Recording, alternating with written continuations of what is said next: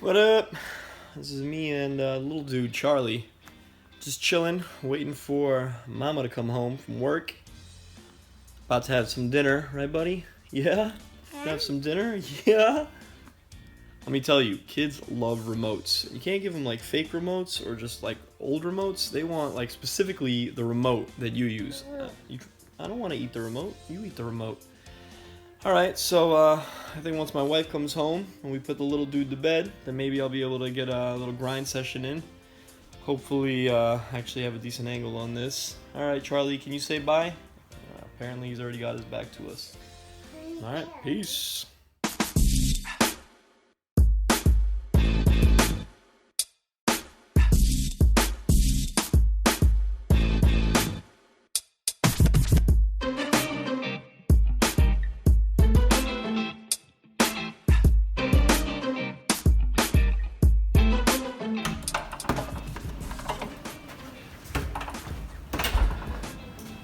Alright, headed into Lucky Chances. Got word from some friends that there is a PLO game going. I actually fell asleep on the couch for a couple of hours, got a nap in.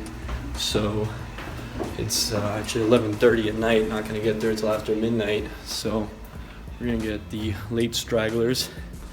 But hopefully we can get in a solid session and put up a W. Alright, let's go.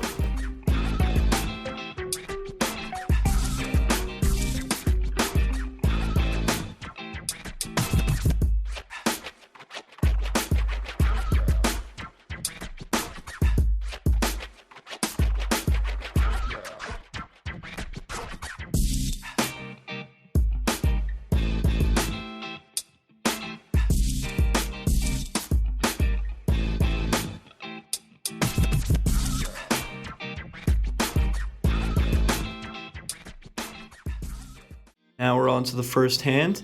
Under the gun opens to 40. I call with King King 9-4, King High clubs. Friend of mine to the left raises to 140. He then realizes that he had meant to raise to the full pot size and didn't see that it was under the gun that it opened. It folds now to the under the gun opener. He calls and I call. The flop is King 7-4 with 2 diamonds, so I flop the top set, the nuts. Under the gun checks. There was a previously spot against my friend where I had led into him with an overpair and a straight draw and gotten raised. So I was kind of hoping to create a similar dynamic. I decided to bet 180. He folds and now under the gun calls. Turn is the deuce of hearts, so there are now 2 hearts and 2 diamonds. He checks and I decided to bet the full pot. I don't really want to mess around. Now there's so many draws. He talks about how he had flopped some nut draw, some one outer, so he decides to fold at this point. We take it down. So it's been about only 20 minutes since I sat down, and I think I've played nearly every hand. My friend had told me that there wasn't much action, but it seems to have picked up significantly. Here we are in the straddle. The cutoff opens to 40, the button calls, the small blind calls, and I call with Jack 10, 9, 7 with 3 hearts. The flop comes King, Queen 4 with 2 spades, checks to the raiser who bets 100. The small blind calls, and I call with a lower straight wrap draw, despite the flush draw. Turn is a deuce of spades, the flush gets there, now small blind leads for 440, and we both fold. In this hand, there's a couple of limps. Probably the best player in the game opens to 50. I call on the button with Ace, Jack, 8-8 nut clubs. Flop is King 5-5, 2 diamonds, checks through. Turn is an 8, so we make 8s full. Now the pre-flop raiser bets 180 and I call. We go heads up to the river, which is the queen of diamonds. He thinks for a bit and decides to check, and I decide to check back. This is a situation where I think he could be trapping kings or queens full, hoping that I made a flush or possibly a smaller boat and will bet. It's not a spot I want to bet for value against a competent opponent and get check raised given that we are so deep. He ends up having 6, 7, 8, 9 for turning a pair of 8s and a straight draw, and we end up taking it down. So about an orbit later, one of the weaker players opens to 30. Once again, the best player in the game, who we'll call Fox going forward because he's going to be in the game a lot and mentioned a few times, so it'd be good to create a profile for him. He makes it 80 on the button. I expect he's going to be doing this pretty wide to isolate that player. I flat the small blind with king king 6-7. The opener calls as well. The flop is 10-4-5 with 2 spades. I check, the original opener checks, and the aggressive player bets 205. I call with the overpair and the straight draw. The turn is the ace of clubs, not really the turn I was looking for. So I check. Now there's 2 flush draws. He takes a bit and checks back. The river is an offsuit 8, and I make the nuts. I think this is a good spot for me to check given how aggressive he is and let him take a stab. Unfortunately, he gives up and we win. And now on to the good stuff, or as we're going to see, the not so good stuff. So I get dealt ace-ace 7-3 with 3 diamonds under the gun. I decide to open to 30 instead of 40 because I believe there's a couple of players in the game who can pick up on sizing tells and tend to attack the smaller opens. There are 2 calls, and then the small blind makes it 125. He's a fairly straightforward player, doesn't bluff very often, so I put him on a hand like pocket kings, perhaps some sort of rundown. I pot to 450, thinking he's going to fold fairly often, though he can be sticky. Everybody else folds and he calls. The flop is 10-5 deuce rainbow and he snap checks. I'm a bit weary, but at the same time, given this board texture, I don't think I can check back and allow him to possibly make 2 pair if he does in fact have a hand like 10 jack queen king or 10 queen king ace. So I bet 600, and at this point he check raises to 1400. This isn't a spot that I'm too excited about because like I said, he doesn't bluff very often, but I have seen him get out of line. Given the small check raise, it seems like he could be doing this with aces as well, or a hand like kings trying to steal it.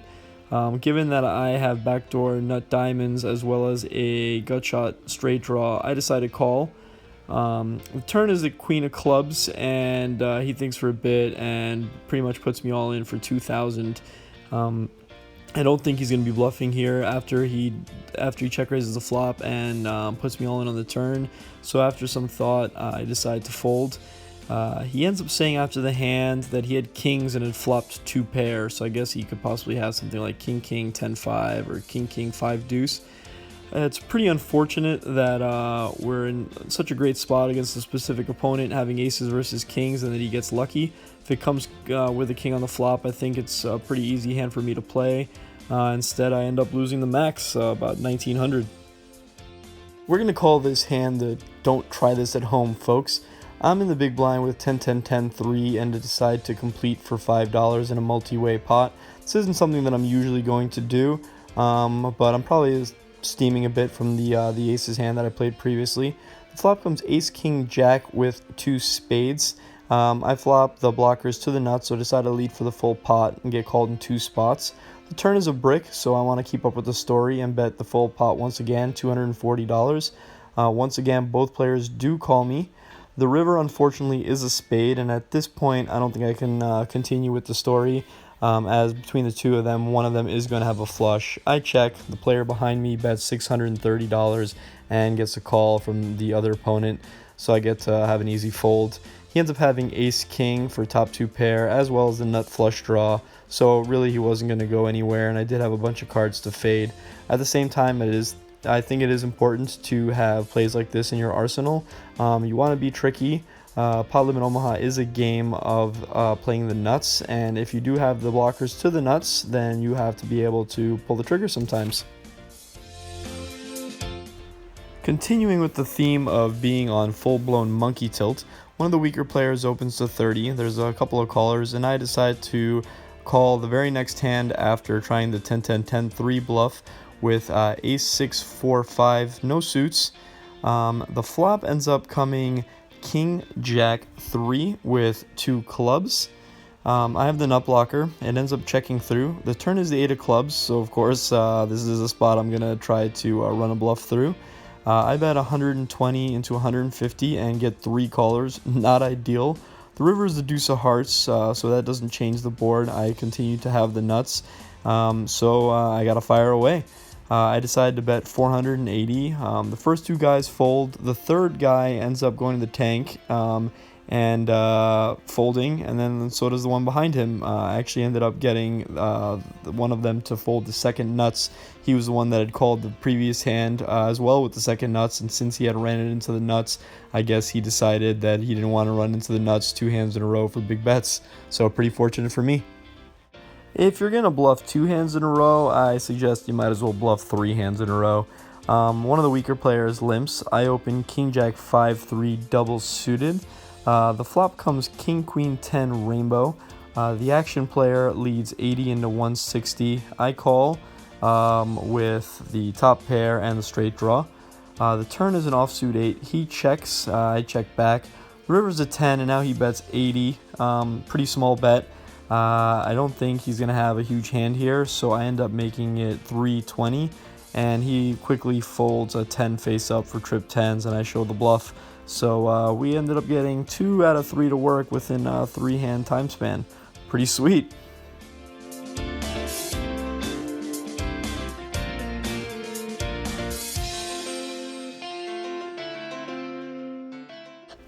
With the start of this hand, the night is winding down. At this point, I believe we're playing 5-handed.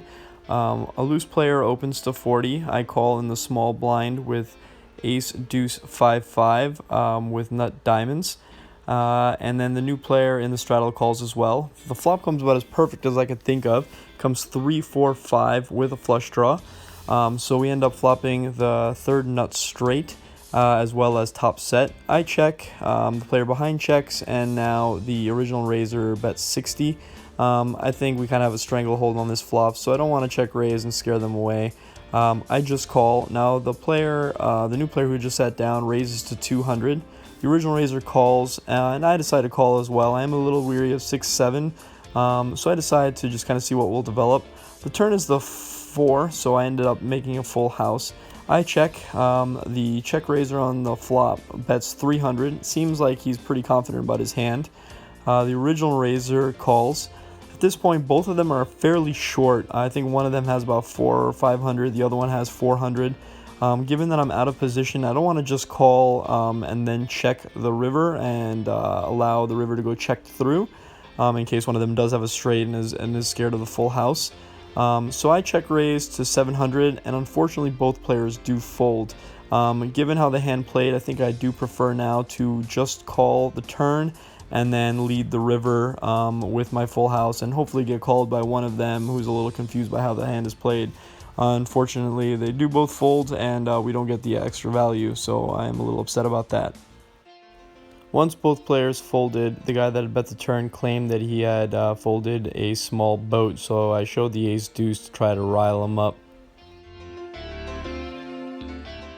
After having shown the ace deuce on the 3-4-5 flop turn 4 board, trying to tilt the one guy who claimed to have folded a smaller turned boat, the game started to break down. I did kind of consider him a weaker player, so I decided I wanted to play him short-handed. We played, I think, 3 or 4-handed for a bit, and then one of the players quit, another quit, and I had asked him if he wanted to play heads up. So we played heads up for a while. I ended up making one bad fold to him, and I think I broke about even playing him heads up.